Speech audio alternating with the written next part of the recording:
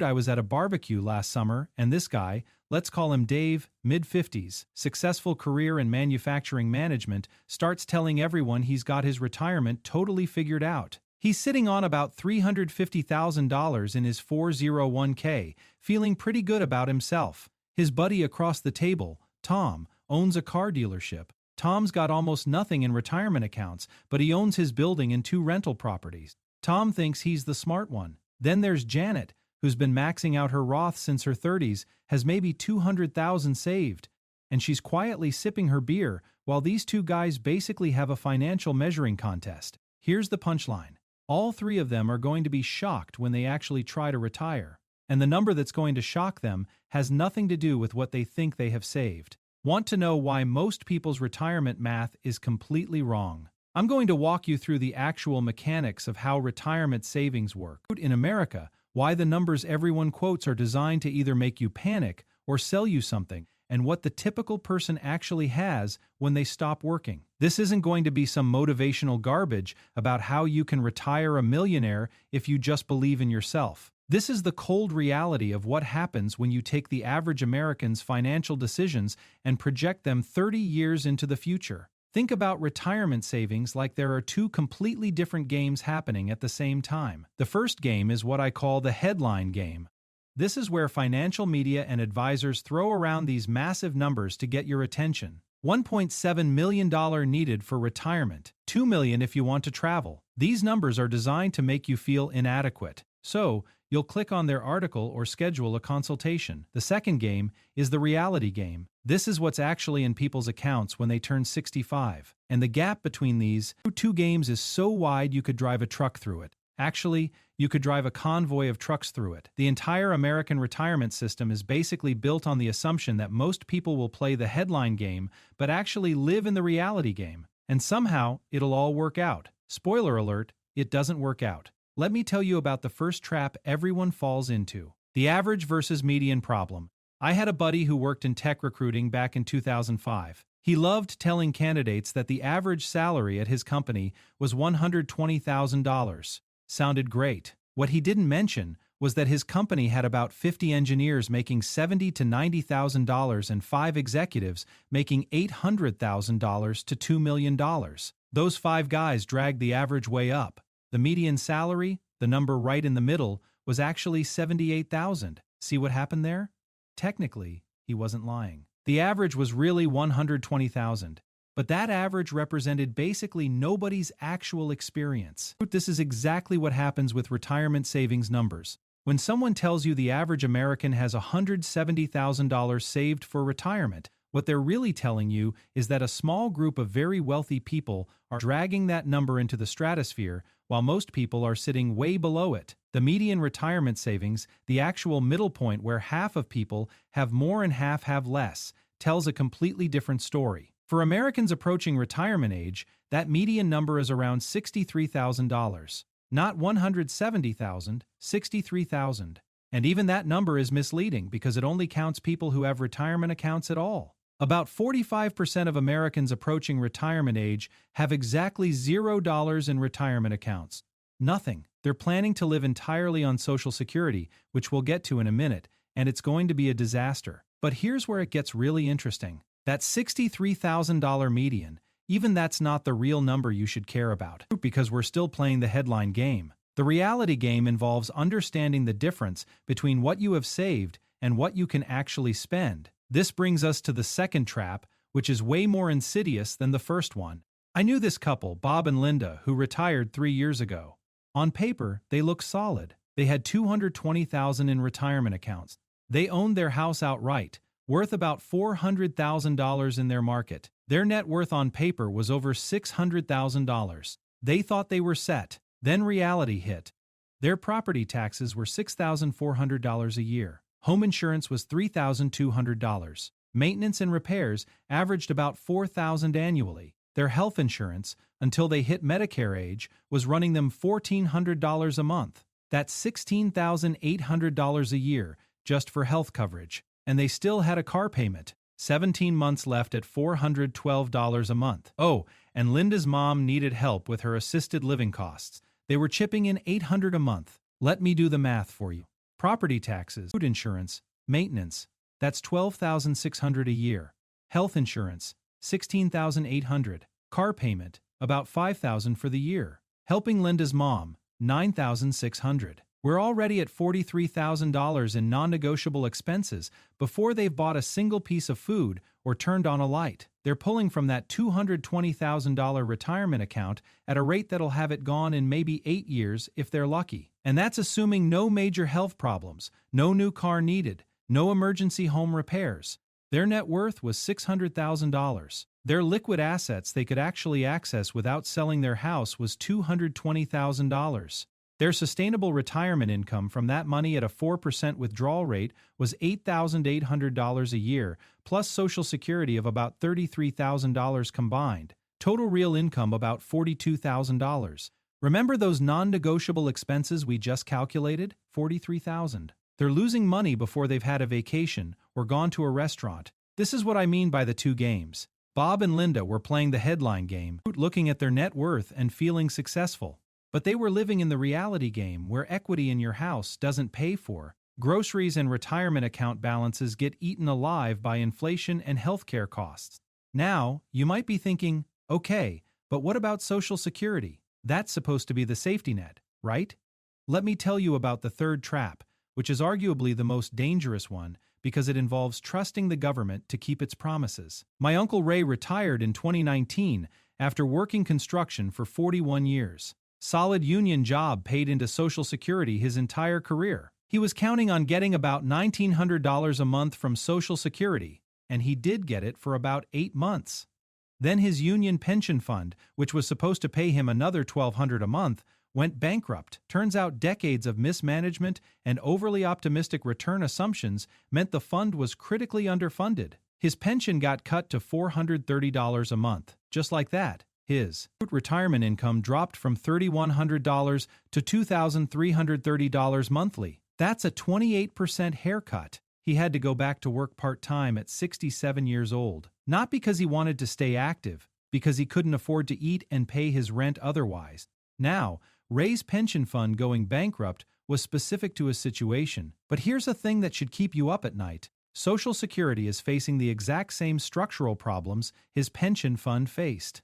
More people taking money out than paying money in. The Social Security Trust Fund is projected to be depleted by 2033. That's 9 years from now. When that happens, the system will only be able to pay about 79% of scheduled benefits. Your $1,900 monthly check becomes $1,501. And that's the optimistic scenario where Congress doesn't mean test the program or raise the retirement age or both. The current average Social Security benefit is about $1,870 a month. That's $22,440 a year. The poverty line for a single person is $15,760. So Social Security gets you about 42% above the poverty line. Congratulations, you're successfully poor instead of desperately poor. But here's what makes this number even more depressing. That $1,870 average assumes you worked consistently for 35 years at average wages. If you took time off to raise kids, if you were self-employed and didn't always pay yourself a regular salary, if you had periods of unemployment, your benefit will be lower. Some people get as little as $900 a month. Try living on that anywhere in America. You can't. Which means those people are either still working in their 70s, living with family, or dependent on other government assistance programs. The maximum Social Security benefit, which you only get if you earn the maximum taxable income for 35 years, is about $3,700 a month. But if you are earning maximum taxable income your whole career, you are making $160,000 plus in your final working years. Going from $160,000 to $44,400 is going to require some serious lifestyle adjustments, like moving to a different state, selling your house, or accepting that retirement looks nothing like what you planned.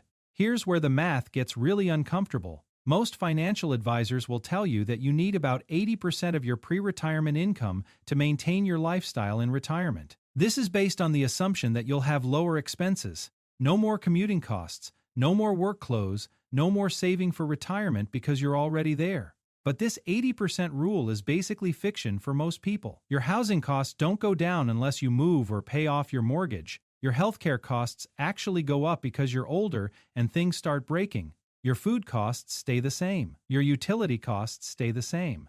The only things that really drop are work-related expenses and retirement contributions. For most people, you need closer to 90 or 95% of your pre-retirement income, not 80. So, let's say you're making $80,000 a year before retirement. You need $76,000 a year in retirement to maintain your lifestyle. If Social Security is giving you $22,000, you need to pull $54,000 from your savings every year. At a 4% withdrawal rate, which is the standard recommendation to avoid running out of money, you'd need $1,350,000 saved. Remember that median number we talked about earlier, $63,000? You're short by $1,287,000. And that's for someone making a pretty average income. Now, let me show you what this actually looks like in different age brackets, because the story changes dramatically depending on when you started paying attention to this problem. People in their 20s, the median retirement savings is basically zero, maybe $1,400 if they have anything at all. And honestly, that's somewhat expected. You're dealing with entry-level salaries, student loans, trying to figure out how to adult. If you're 27 and you have $10,000 in retirement savings, you're legitimately ahead of 90% of your peers. 30s is where things start to get real, but most people are still way behind. The median for this group is about $17,000. Now, this sounds low until you remember that people in their 30s are often buying houses, having kids, dealing with daycare costs that rival mortgage payments. But here's the problem. If you're 35 with only $17,000 saved and you want to hit that $1,350,000 target by 65, you need to start saving about $24,000 per year every year for 30 years. Most people making $80,000 a year can't save $24,000 annually, not while also paying a mortgage and raising kids. The 40s are where the panic starts to set in for the people who've been ignoring this. The median retirement savings for people in their 40s is about $45,000. If you're 45 with $45,000 saved, you need to save about $32,000 every year until 65 to hit that target. This is where people start to realize they're fundamentally behind, and no amount of normal saving is going to fix it. You'd need a windfall, an inheritance, a business exit, equity compensation from a tech company, something beyond just your regular salary. By the time you hit your 50s, the numbers become almost comical in how far off they are from what's needed.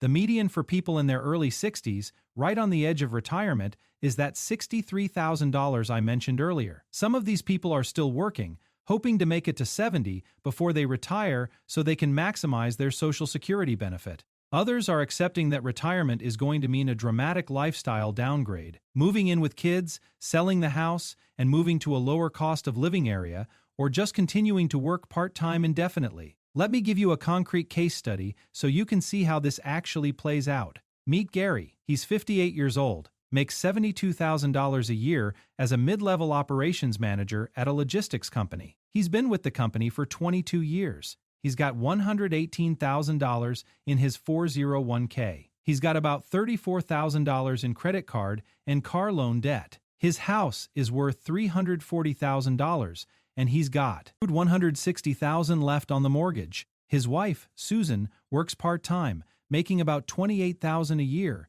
and has about $41,000 in her retirement account. Together, they're bringing in $100,000 annually, and they've got $159,000 in retirement savings and $34,000 in debt. On paper, their net worth is $339,000. House equity of $180,000 plus, retirement accounts of $159,000 sounds decent, right?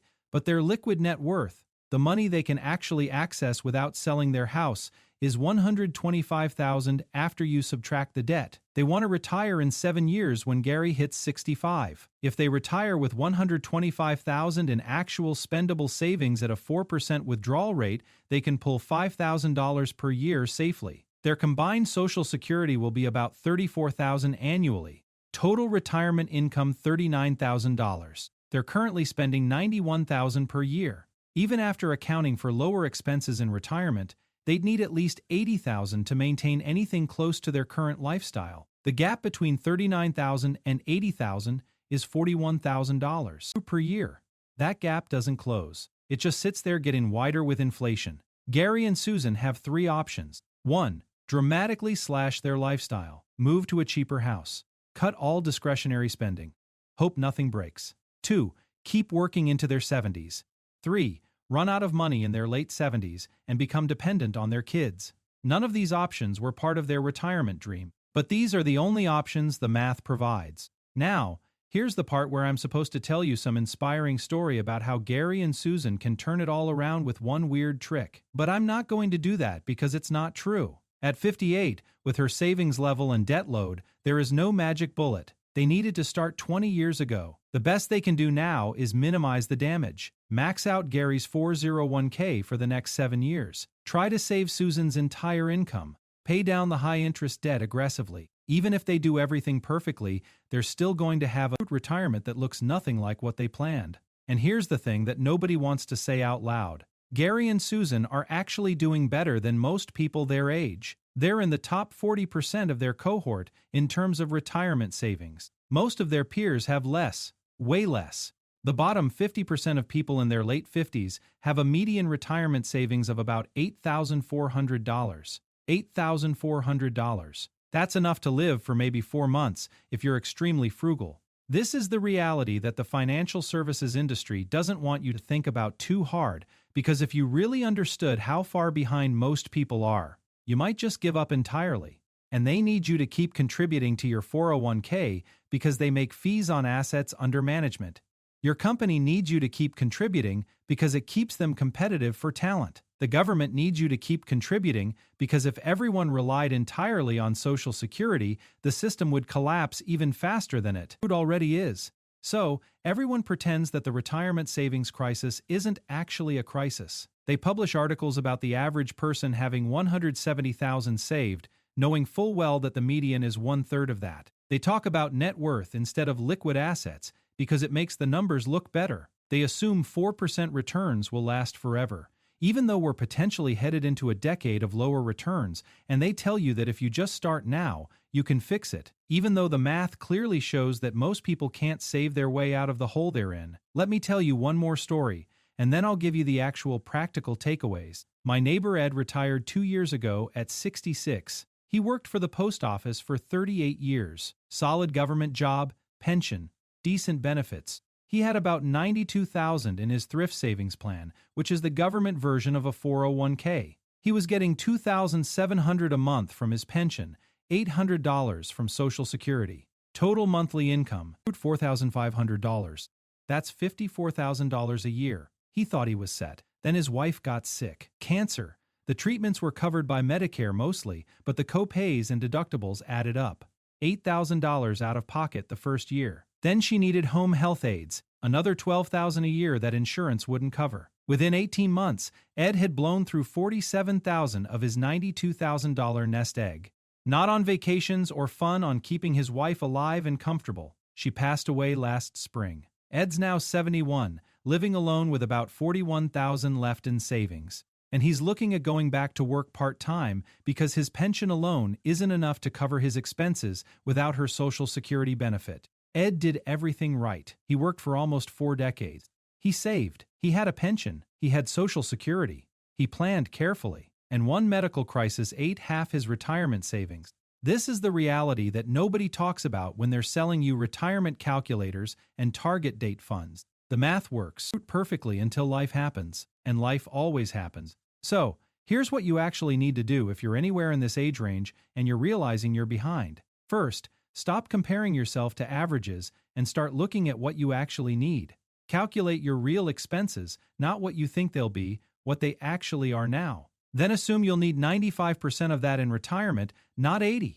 Figure out the gap between Social Security and that number. That gap is what your retirement savings needs to cover. Second, maximize every single tax-advantaged dollar available to you. If your employer matches 4% of your 401k contribution and you're only putting in 3%, you're literally refusing free money. I don't care if it feels tight. You find a way to get that match after you've maxed the match. Open a Roth IRA. The contribution limit is $7,000 a year if you're under 50, $8,000 if you're over 50. That's less than $600 a month. If you can't find $600 a month in your budget, Your problem isn't retirement savings, it's lifestyle spending that you can't afford. Third, pay down high-interest debt like your life depends on it, because your retirement does depend on it. Every dollar you're paying in credit card interest at 19% is a dollar that could be compounding at 8% in the market. That's a 27-point spread you're giving away. If you've got $10,000 in credit card debt,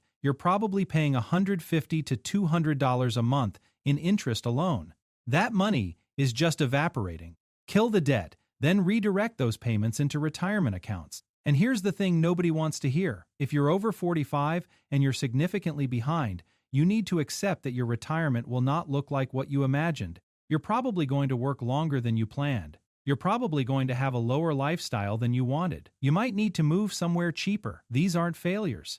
They're just reality based on the decisions and circumstances of the last few decades. The faster you accept that and adjust your plan, the less painful it'll be.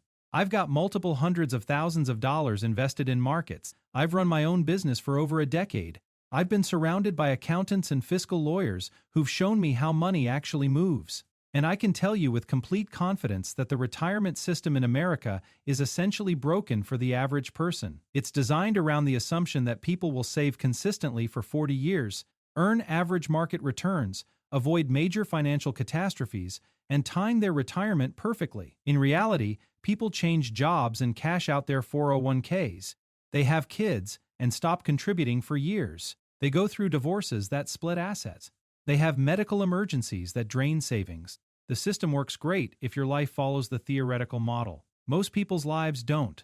What 99% of people do is usually what not to do. And what 99% of people are doing right now is ignoring retirement savings in their 20s and 30s, panicking about it in their 40s, and realizing they're screwed in their 50s.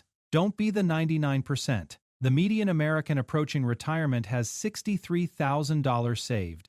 You now know that's not nearly enough. You now know why the average number is meaningless. You now know the difference between net worth and liquid assets and why that difference matters.